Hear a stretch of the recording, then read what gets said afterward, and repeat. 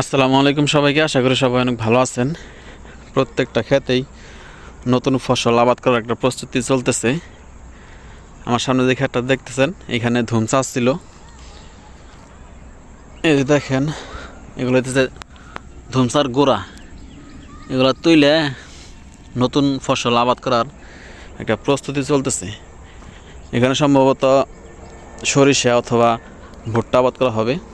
সামনে হইতেছে আমাদের ক্ষেত। ওই যে ক্ষেতটা দেখতেছেন, ওইটা আমাদের ক্ষেত। ওইখানে আমরা ভুট্টা আবাদ করার পরিকল্পনা করতেছি। আর যে এখানে যে আবাদটা ছিল, এখানে ধুমচা ছিল, এখানে সম্ভবত সরিষা অথবা ভুট্টা আবাদ করতে পারে।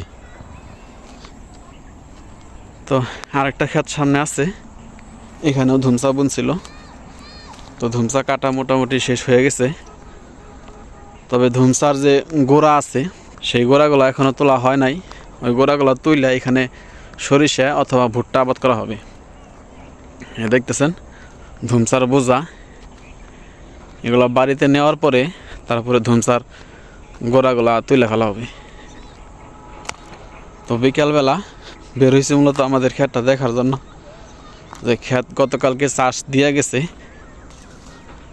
ক্ষেত দেখতে এসে দেখেন, এখানে ধান বুনছিল, কিন্তু ধান বন্যার কারণে হয় নাই। বন্যার পানির কারণে ধানগুলা নষ্ট হয়ে গেছে।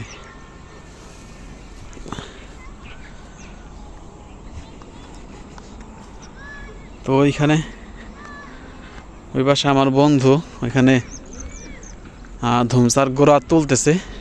তো চলেন আপনাদেরকে নিয়ে দেখাই ও কি করতেছে। হাই সবুজ।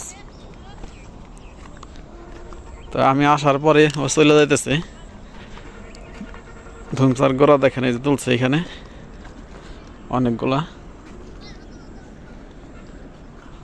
আর আছে আছে, তোলা তোলা।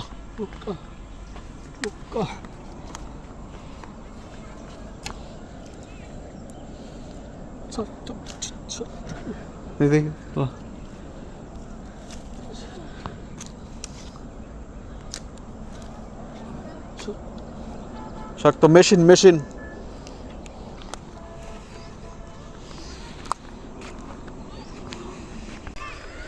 তো আজকের মতো কাজ শেষ, এখন বাড়িতে চলে যাইতেছে।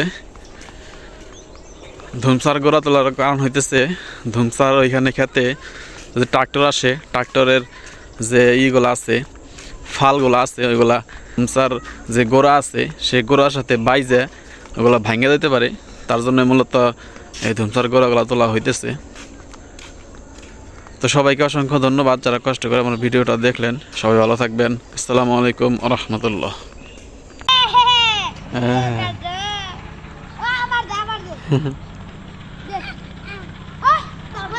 পাগারে মাছ আছে, মাছ মরে যাও গাছ গেলা।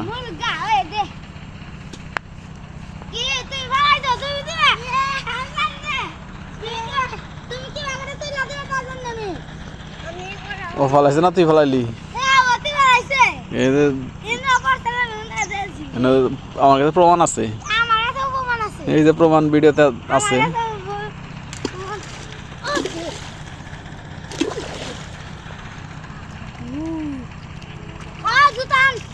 যা জাল নিয়ে গেছে মাছ মারি, যাই জাল নিয়ে গা এই দিন এই করি তগড়া ছিঁড়ে গেছে। তাই কি মাছ জানো? তাই হ্যাঁ, মাছ দিই।